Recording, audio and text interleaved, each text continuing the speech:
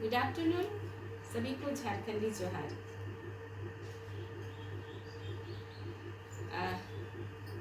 आज मैं एक चीज़ के बारे में बोलना चाह रही हूँ और ये देख रहे हैं ना, मैं बचपन में क्लास सिलाई में संभवतः सीखी थी, उसके बाद कभी नहीं बनाई हूँ। मेरे पास एक कपड़ा था तो मैंने सोचा कि इसको रुमाल का आकार दिया जाए।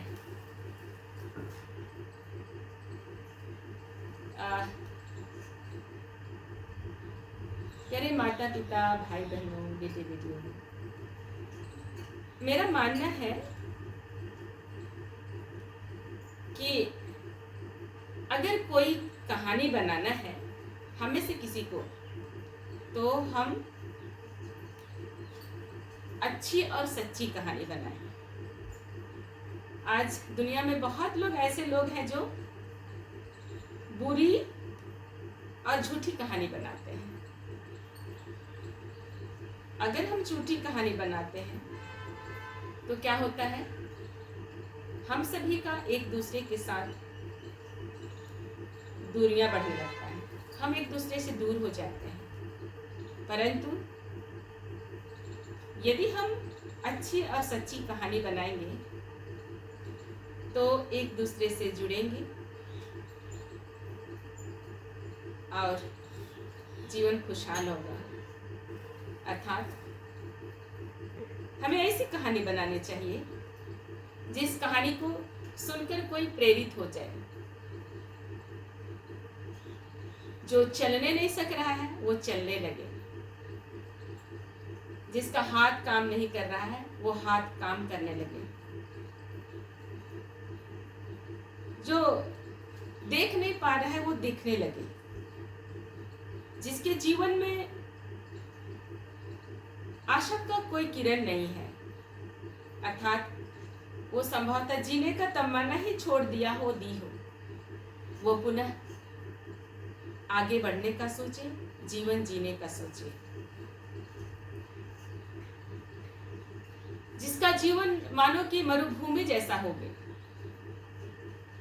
उसका जीवन में आपकी कहानी को सुन हरियाली छा जाए और सचमुच वह बड़ी उमंगता के साथ सपने देखे और उस सपने को साकार करने के लिए मेहनत करे और आगे बढ़े। जैसे अभी यहाँ मैं सिलाई कर रही थी, यहाँ धागा फंस गया, इसको अगर मैं बहुत जल्दी में और गुस्सा में खींचूंगी तो ये क्या हो जाएगा, फंस जाएगा और ये टूट जाएगा।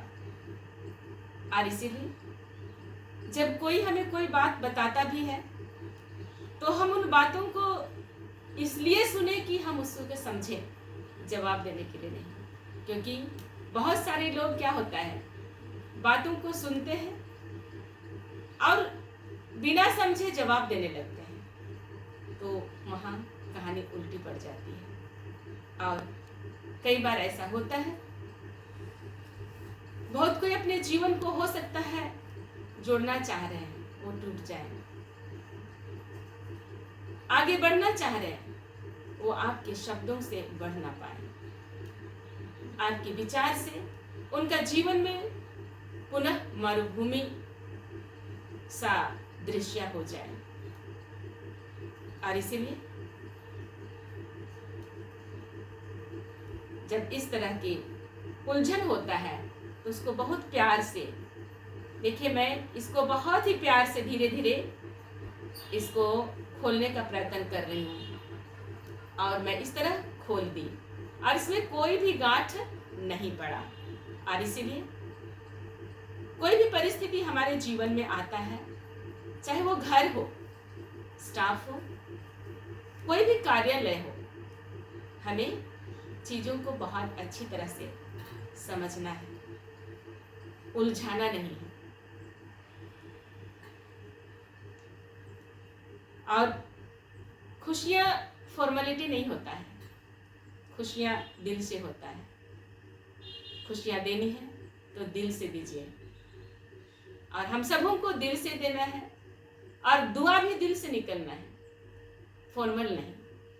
खुशी फॉर्मेलिटी में अच्छा नहीं लगता है, और दुआ भी सिर्फ फॉर्मेलिटी में अच्छा नहीं लगता है। दुआ दिल से, और खुशियाँ जब बांटनी होती है, दिल से बांटी जाती है, तभी अच्छा लगता है। तो फिर से दोहरा कर कहूँगी कि कहानी यदि बनानी है तो सच्ची और अच्छी कहानी बनाएं, मनगढ़ंत कहानी कभी ना बनाएं। क्योंकि कई बार हमारे जीवन में क्या होता है, हम में से बहुत कोई जो बोले होते सोचते हैं कि हम जो सोच रहे हैं और देख रहे हैं वही अगला भी देख रहा है। नहीं, कई बार आप जो देख रहे हैं और अगला जो देख रहा है, और आप जो सोच रहे हैं और अगला जो सोच रहा है, आकाश पाताल का अंतर हो सकता है। इसलिए अपनी सोच को दूसरे पर मत थोपिए। आप पूरब सोच रहे हैं तो हो सकता है अगला पश्चिम सोच रहे हैं। आप झूठ सोच रहे हैं तो हो सकता है अगला सच सोच रहा होगा। आप समस्या उत्पन्न करने का सोच रहे होंगे तो अगला समाधान सोच रहा होगा। और इसलिए आज सोच बदलने की आवश्यकता है। आपको समझ में नहीं आता है तो पूछ लीजिए, आखिर कोई बना रहा है तो क्या बना रहा है ना? दूर से देख के आप अंदाज मत लगा लीजिए। कई बार लोग अंदाज में कहानी बना देते हैं, नहीं ऐसा हो सकता है, नहीं आप जो सोच रहे हैं ऐसा हो सकता है, वो नहीं होगा।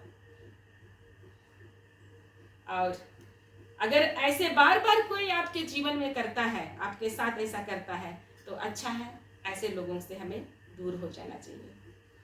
अन्यथा उनका खुद का जीवन तो रोज दिन उसी षड्यंत्र में बीतेगा, आप भी उसे उलझते रह जाएंगे। इसलिए समय भी व्यतीत करना है तो अच्छी चीज़ों में लिखिए, भी तो अच्छी चीज़ें लिखिए, बोलिए भी तो अच्छी बातें बोलिए, गाइए तो अच्छे गाना गाइए, अच्छा गाना गाइए।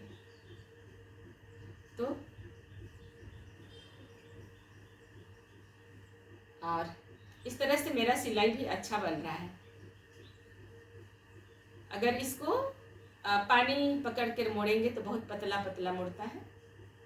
और आपके घर में भी कोई इस तरह से कपड़ा बचा हुआ है, बहुत दिन से रखा हुआ है, तो आप अपने बच्चों के लिए, अपने पति के लिए, सास ससुर के लिए, देवर के लिए, भाई या बहन के लिए रुमाल बना सकते हैं, ताकि ये समय पर काम आवे। सभी को धन्यवाद और सभी का जीवन सुखमय हो।